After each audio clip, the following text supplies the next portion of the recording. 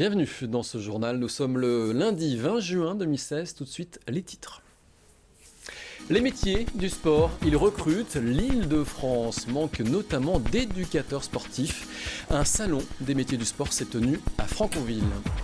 Une course de karting contre la mucoviscidose. L'intégralité des fonds recueillis a été reversée à l'association ABCF Mucoviscidose. Et ce n'est pas une petite somme, 40 000 € récoltés par le Rotary Club de Pontoise. 350 000 personnes travaillent dans le sport, tous métiers confondus. Les 2/3 évoluent dans le privé et le milieu associatif et 1/3 dans le public. L'Île-de-France manque d'éducateurs sportifs. Alors un forum des métiers du sport s'est tenu pour les plus jeunes et c'était à Franconville. Objectif, mieux connaître l'orientation et les débouchés. Le sport, toujours plus attractif chez les jeunes, alors pourquoi ne pas en faire son métier? La mission locale de la vallée de Montmorency l'a bien compris. Ces équipes ont créé le forum SoSport pour les passionnés qui souhaitent s'orienter dans ce domaine. Un diplôme qui est très tendance aujourd'hui, par exemple, ça va être le BPGEPS AG2F, activité gymnique de la force et de la forme, qui amène à un métier de coach sportif en salle de sport ou bien en tant que coach personnel. C'est un secteur qui est en pleine évolution. Il y a également beaucoup de métiers en tension, comme les métiers moniteur d'équitation, maître nageur. On a aussi besoin de beaucoup d'éducateurs sportifs aujourd'hui sur la région Île-de-France. Athlètes professionnels, éducateurs sportifs ou encore coachs personnels étaient présents. Ils ont répondu aux questions des étudiants. L'objectif de la mission locale, c'est avant tout d'accompagner les jeunes dans leur orientation. Ce qui pourrait être le mieux pour eux, c'est de pouvoir faire des stages après avec des partenaires dans les entreprises pour vraiment se rendre compte si c'est un métier qui leur plaît. Et à ce moment-là, aller sur une formation et valider leur projet professionnel. Les étudiants ont pu déposer leur candidature aux instituts de formation et faire fructifier leur réseau professionnel. L'actualité en bref, sur Argenteuil, voici 10 jours, une cinquantaine d'habitants manifestaient pour dénoncer l'absence de commerce sur le Val-Nord, notamment la fermeture du supermarché. Eh bien, la nouvelle vient de tomber, un Leader Price va finalement remplacer l'ancien Franprix, fermé au mois de septembre dernier. Le bail vient d'être signé. Le panier des terrasses, c'est le nom de ce supermarché, devrait ouvrir en juillet sur une superficie de 1200 mètres carrés. En bref, toujours un incendie s'est déclaré vendredi soir dans le nouvel hôpital de Gonesse, ouvert depuis le 23 mai. Le feu est survenu dans une chambre du service de médecine polyvalente, une chambre où fumait une patiente. Elle est à l'origine du sinistre. 4 patients et 3 agents hospitaliers légèrement intoxiqués ont été transférés aux urgences quelques heures pour être surveillés. Et un hôtel de plus sur Roissy, la zone Île-de-France hors Paris qui compte le plus d'hôtels avec Disney Marne-la-Vallée. Eh bien, ce futur hôtel Holiday Inn Express proposera 305 chambres. Il ouvrira au début de l'année 2018.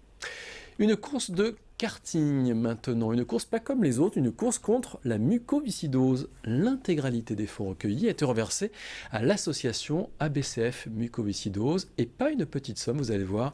40 000 € récoltés par le Rotary Club de Pontoise. Retour sur cette belle action à Cormeilles-en-Vexin avec Amina Tedjani et Florian Philippe. Plus de 360 pilotes réunis au karting club de Cormeilles-en-Vexin. Ils disputent le traditionnel trophée Paul Parcillier. Un moment convivial pour une action de générosité. Ces pilotes courent pour récolter des fonds pour les malades de la mucoviscidose. C'est très convivial. Voilà, il y a une très bonne ambiance, c'est sympa, on se retrouve tous les ans à peu près avec les mêmes équipes. C'est la compétition, on s'amuse à tourner sur un circuit à des vitesses relativement raisonnables tout en se faisant plaisir. Au final, ce qu'on fait, ça rapporte quelque chose pour la maladie. Et ça a de l'intérêt, c'est pas juste en fait de l'amusement, une course entre potes. Ouais. On récolte des fonds pour cette maladie, donc c'est bien. Moi, j'ai la maladie de la mucoviscidose, donc je me sens concerné obligatoirement. Mais c'est vrai que de courir sur les cartes, ça rajoute de la fantaisie et de l'amusement, c'est bien. Cette opération, pilotée par le Rotary Club de Pontoise, a permis de récolter 40 000 €. Ces entreprises viennent avec leur personnel, ça leur permet de faire un challenge d'équipe et de motivation. Et il y a également quelques particuliers qui se réunissent et qui chacun contribue pour mettre en œuvre le karting et avoir une équipe à leur couleur. Il y a vraiment un très très bel esprit avec des tranches d'âge de 7 à 77 ans et c'est toujours un très très beau moment. De nouvelles actions du Rotary Club de Pontoise sont à prévoir. Objectif, aider toujours plus les associations. On a la banque alimentaire, le prix Servir, on a le golf qui nous permet de récupérer également une certaine somme intéressante.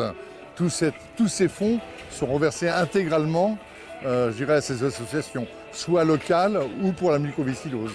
40 000 € ont été reversés par le Rotary Club de Pontoise à l'association ABCF Mucoviscidose. 50 entreprises ont participé à cette belle opération de générosité.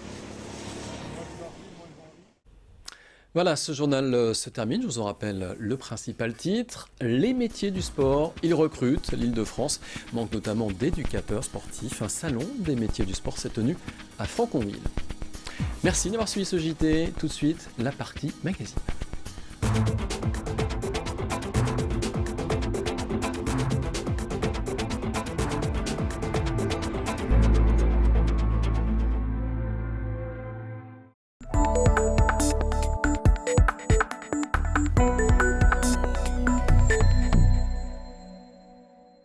Ça s'agite autour de Théophile. Cet octogénaire vient de quitter son logement situé au 4e étage sans ascenseur pour emménager ici, dans une résidence pour personnes âgées.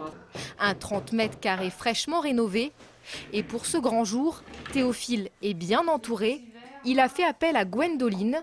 Avec son équipe, elle aide les seniors et les personnes handicapées à déménager.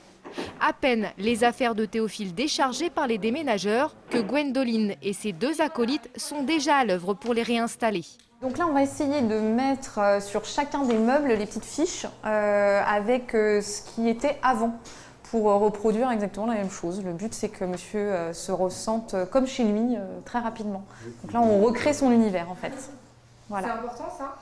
C'est extrêmement important. En fait, il y a un phénomène qui fait que quand on est déraciné un petit peu de son lieu de vie, même si là on n'est pas allé très très loin, ses habitudes changent et donc il y a des risques de chute, il y a un risque vraiment de ne pas se sentir chez soi. Et c'est très important de se sentir chez soi. On est moins dépaysé quand c'est à peu près pareil. Gwendoline accompagne pendant, mais aussi avant et après le déménagement. Elle a aidé Théophile à faire du tri dans ses affaires et faire ses cartons. Certaines fois, les effets non conservés sont donnés à des associations ou même parfois vendus au bénéfice du client. Son entreprise propose aussi de régler toutes les démarches administratives qu'engendre un déménagement jusqu'à trouver une aide à domicile à son client du jour. Un ensemble de services qui soulage Théophile. Ça vous enlève une épine du pied, une grosse épine du pied, oui. Enfin, je sais que moi, je m'en serais pas sorti. Hein. Tout ce qui est paperasserie, je nage un peu. Tout seul, non, j'aurais pas eu la force. Non, elles m'ont bien rendu service. Hein, là, Gwendoline va même jusqu'à faire les présentations aux nouveaux voisins. Le coût de la prestation de Gwendoline varie en fonction du nombre de services choisis. Son entreprise, basée à Cormeilles en Parisis, intervient sur la région Île-de-France. Elle est en relation avec les collectivités et les centres d'action sociale. Elle est aussi partenaire depuis peu de la Caisse nationale d'assurance vieillesse qui peut, sous condition, prendre en charge sa prestation à hauteur de 50%. C'est le cas de Théophile.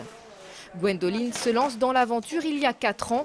L'idée est partie d'une expérience familiale avec le déménagement de ses grands-parents. C'était quelque chose qui leur semblait une montagne infranchissable. Et je me suis posé la question, parce qu'ils sont en Picardie, donc c'est assez loin, comment est-ce que je pourrais les aider dans ce projet-là, en faisant peut-être appel à des professionnels. Et je me suis rendu compte qu'il n'y avait pas de structure en France adaptée pour ce type de déménagement qui ont quand même la caractéristique de demander par exemple de faire du tri avant, d'être peut-être un petit peu plus à l'écoute, plus patient, de réinstaller, de faire plus de choses. Donc il n'y avait pas cette possibilité-là. C'est quelque chose qui est très très connu aux États-Unis. Gwendoline a reçu le prix Innovation solidaire du concours Créatrices d'avenir qui récompense les femmes chefs d'entreprise les plus prometteuses d'Île-de-France.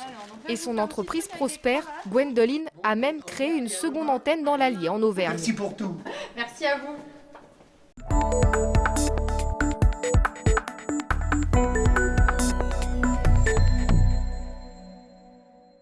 Un homme vient de tomber dans une fosse d'une hauteur de 7 mètres. Les pompiers de Garges-les-Gonesse sont les premiers sur place. L'ouvrier, il est conscient. D'accord ? Comme ça pour l'instant. Ouais. Dispositif classique, l'eau de sauvetage. Problème, Ils ne sont pas équipés pour remonter le blessé dans de bonnes conditions de sécurité. C'est là qu'interviennent les pompiers du Grimpe, le groupe de reconnaissance et d'intervention en milieu périlleux.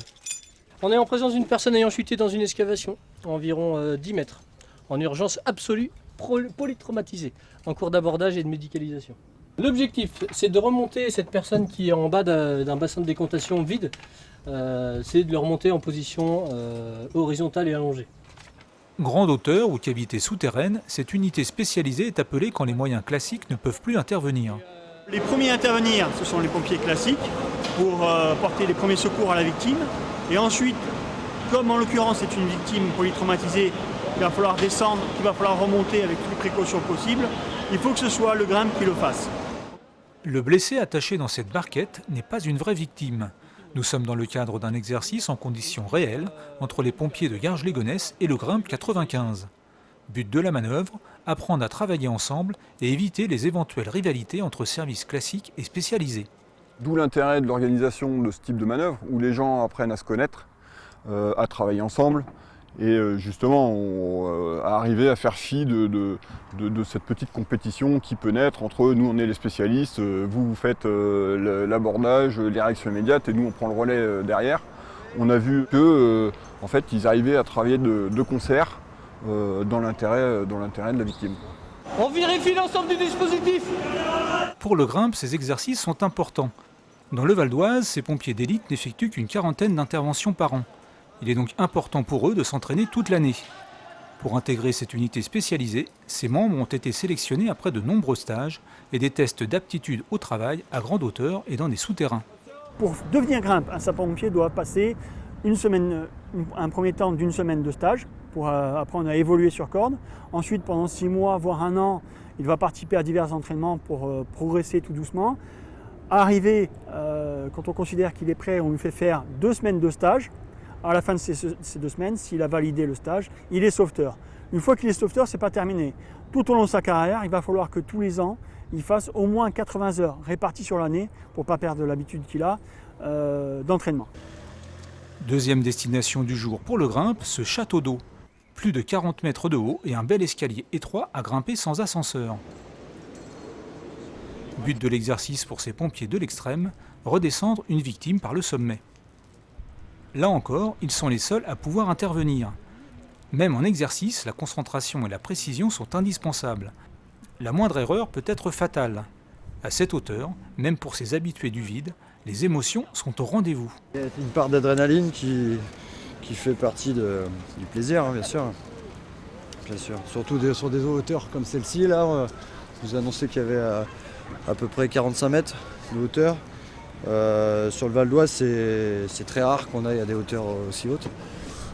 Généralement, c'est des interventions, des évacuations d'appartements. Et maximum, on va à 8-10 étages, quoi. Donc, ce qui représente maximum 30 mètres, ou la hauteur d'un moyen aérien, quoi. Donc c'est toujours intéressant pour nous de travailler avec. Plus de 20 ans après sa création, le Grimpe du Val d'Oise comprend une quarantaine de pompiers répartis sur les casernes d'Auny et d'Aubonne.